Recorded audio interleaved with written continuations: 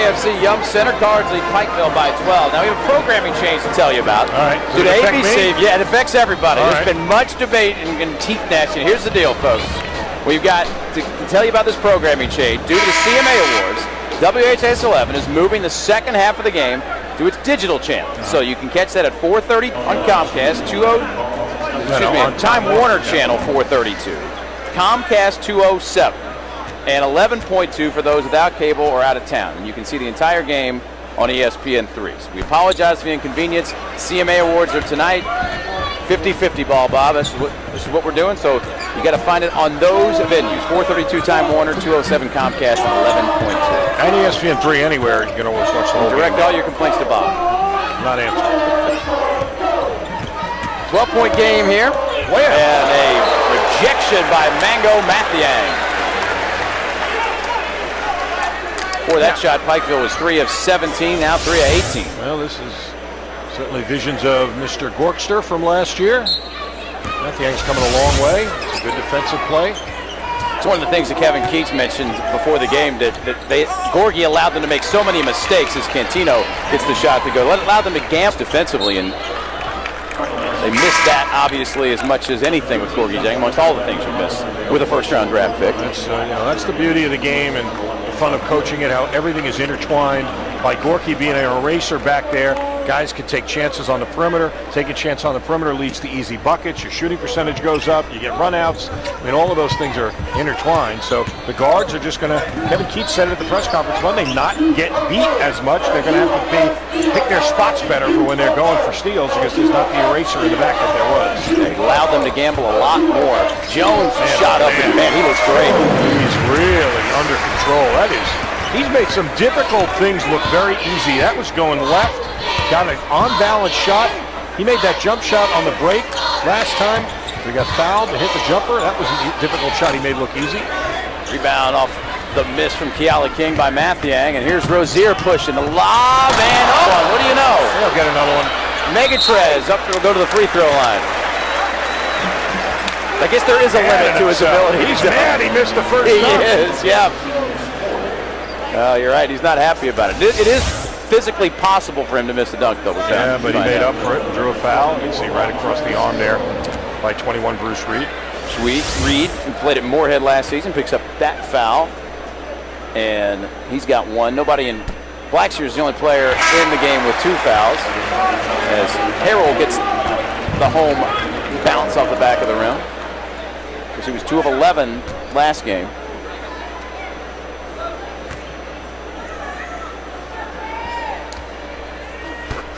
Yeah, the first one was lucky, but it went in. And when you get one to go in, you relax. The second one was a nice, relaxed look.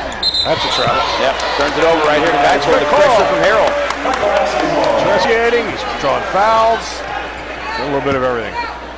I'll tell you, he is just absolutely dialed in. I'm watching him. Look at him orchestrating, pointing to where on the floor he wants guys to go.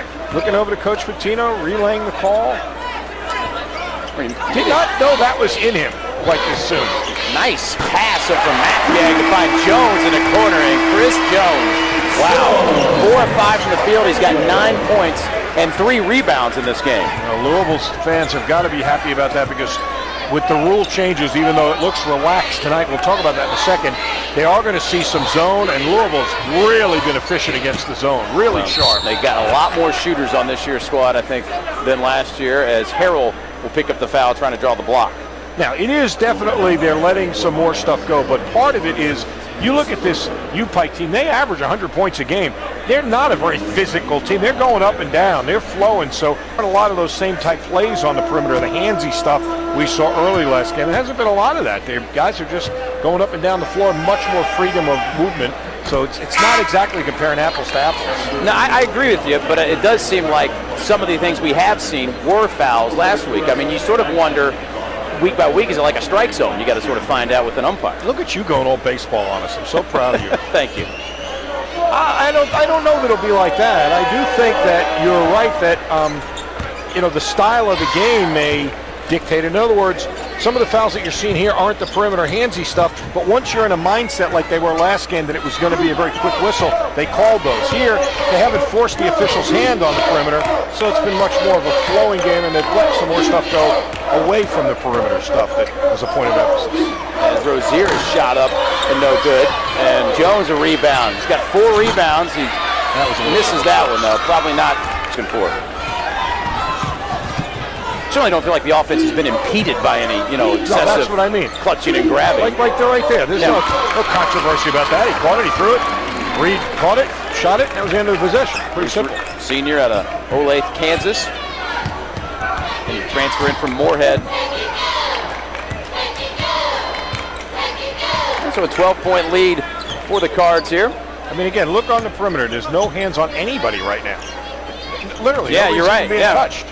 And it's something Kelly, you coaches have coached against it. Have told their players. 3 games. So yeah, maybe they've adjusted. Now that's a foul, obviously. Absolutely is. I think Reed hacked him on the arm as Harrell will go to the line. So much of this is a byproduct of the game not having a flow last year. And I had the Hall of Famer Rick Barry on my radio show today, and he made a point that I never thought of before that is so good that it nips my mind. Rick can go off on some things. He does that from time to time, and I love having him as a guest. But I don't always agree with him. Yes, he can go off. But this one I did, and I never thought of it. What he said is, the one rule that drives him crazy is the 5-second rule. And I thought, what could bother you about the 5-second rule? And I thought about it, and he's right. One of the reasons you see so much dribbling is the rules force you to dribble the basketball. You've got it. You can only hold it for 4 seconds. If you hold it for 5, it's a violation. You put it to the deck. The instinct there is to try and go by somebody, and then it turns into one-on-one. Because as he suggests, if you're holding the ball, nice defense there in the press coming from the back. Russ Smith, nice bounce pass to Blackshear. Look at that. Beautiful pass by Russ. He's had 2 great passes in this game. Terrific pass to get his teammate, an easy one there.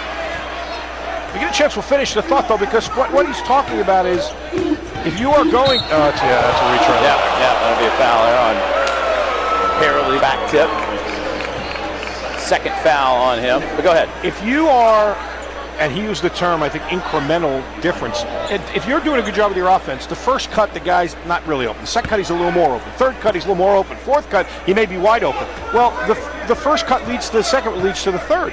Sometimes that guy who's got the basketball, he's waiting for all that development. Well, now he doesn't have time to do that. Because of the 5-second rule. Because of the 5 second. So as the play would actually be open, he's got to give it up to another guy.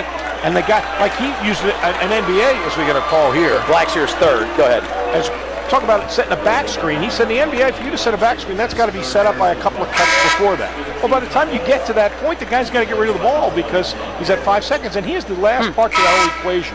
The reason that rule was put in, there was no shot clock. When that rule was put in, there was no shot clock.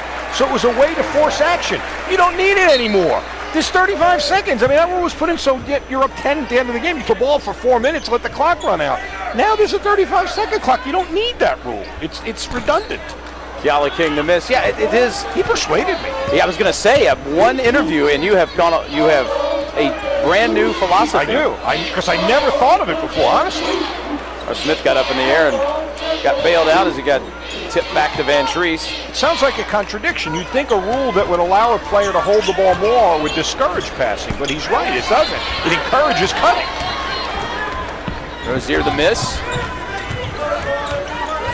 And here's Whitaker. Getting tough to see Blackshear getting that 3rd foul here in the first half. 2nd game in a row. He's just limiting his minutes as underneath. No foul calls. Will be Pikeville basketball when we come back. Guards, they know how to turn people over. And these guys looking up right here. Russ Smith, the bounce pass ahead.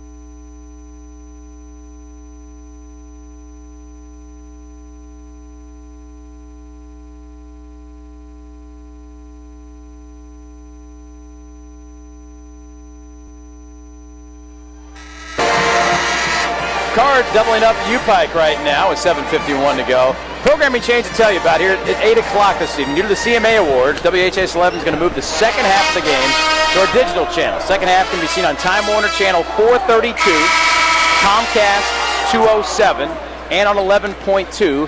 For those of you without cable or out of town, you can try to watch the entire game on ESPN 3. Apologize for the inconvenience, but CMAs are tonight, Music Awards. Yeah, that is for out-of-town people, ESPN 3. It's blacked out locally. What a great job defensively there.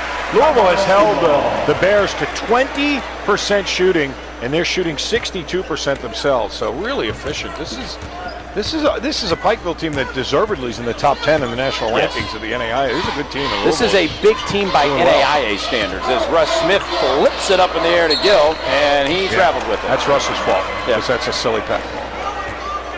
That's Rick just yelled, throw a normal pass. Yeah. How many times has he... see, now he wanted to get Russ Smith to pass. Now it's the style of pass we got to get Russ to do. When you talk about shot selection, that's pass selection, and that one was not the right pass in that situation. A little pressure here from the Cards as Chris Cantino, junior out of Philly, was one bringing it up there.